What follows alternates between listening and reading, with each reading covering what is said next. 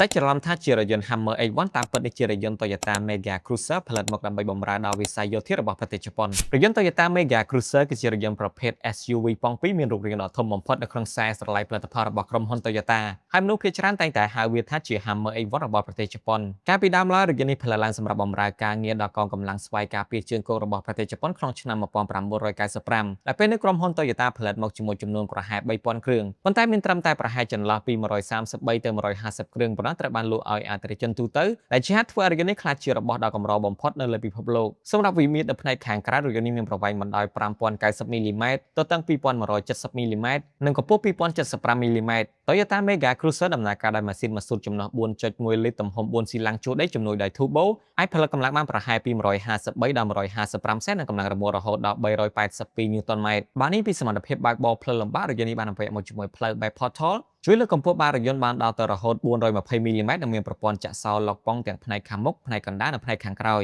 ចំពោះប្រព័ន្ធជើងក្រោមវិញបានបំពាក់មកជាមួយស្លាបក្រជើងដប់ទាំងផ្នែកខាងមុខនិងផ្នែកខាងក្រោយពោះពាន់ជាមួយរបាររមួល Torsion bar អនុញ្ញាតឲ្យកង់រថយន្តនីមួយៗលោតចុះឡើងដោយឯករាជ្យនិងជួយឲ្យកង់រថយន្តតោងស្អិតជាប់ដីបានល្អទោះបីជាបើកបរលើផ្លូវមានថ្មរដែរដប់ឬរលាកខ្លាំងក៏ប្រព័ន្ធបូមរបស់រថយន្តនេះផ្ដល់នូវភាពទន់ខុសប្លែកពីរថយន្តយោធាដទៃបន្ថែមពីនេះថាហ្វ្រាំងរបស់រថយន្តនេះមិនបានដំឡើងជាប់នៅកង់ដោយឡានទូទៅឡើយប៉ុន្តែវាត្រូវបានដំឡើងនៅផ្នែកខាងក្នុងជាប់ប៉ុងតែម្ដងការរចនាបែបនេះគឺជួយការពារថាហ្វ្រាំងជាពិសេសពីការប៉ះទង្គិចធ្ងន់ៗដោយសារតែផលិតមកផ្ដោតលើការងារយោធាដូច្នេះ Toyota Mega Cruiser ក៏បានបំពាក់មកជាមួយមុខងារអាចបត់កង់ខាងក្រោយបានដែលធ្វើឲ្យរថយន្តមានរូបរាងដ៏ធំសម្បើមមួយនេះមានរង្វង់បត់ត្រឹមតែ 5.6 ម៉ែត្រប៉ុណ្ណោះក្រោយពីដឹងពីសមត្ថភាពរបស់រថយន្តនេះខ្លះៗឲ្យបងប្អូនច្បាស់ជាចង់ដឹងអំពីតម្លៃបើងាកទៅការកំណងឆ្នាំ1995 Toyota Mega Cruiser មានតម្លៃប្រហែល$85000យ៉ាងណាមិញដោយសារតែរូបរាងដ៏ធំនិងទម្ងន់ដ៏ធ្ងន់ធ្វើឲ្យរថយន្តនេះមានកម្រិតស៊ីប្រេងខ្លាំងបន្ថែមពីនេះប្រវែងទទឹងតួខ្លួនដ៏ធំរបស់រថយន្តនេះគឺមិនសមស្របទៅនឹងផ្លូវទីក្រុងដ៏ចង្អៀតរបស់ប្រទេសជប៉ុននោះទេហើយពន្ធផ្លូវរបស់រថយន្តនេះក៏ខ្ពស់ទៀតជាហេតុធ្វើឲ្យក្រុមហ៊ុន Toyota បញ្ឈប់ការផលិតរថយន្ត Mega Cruiser ក្នុងកំឡុងឆ្នាំ2001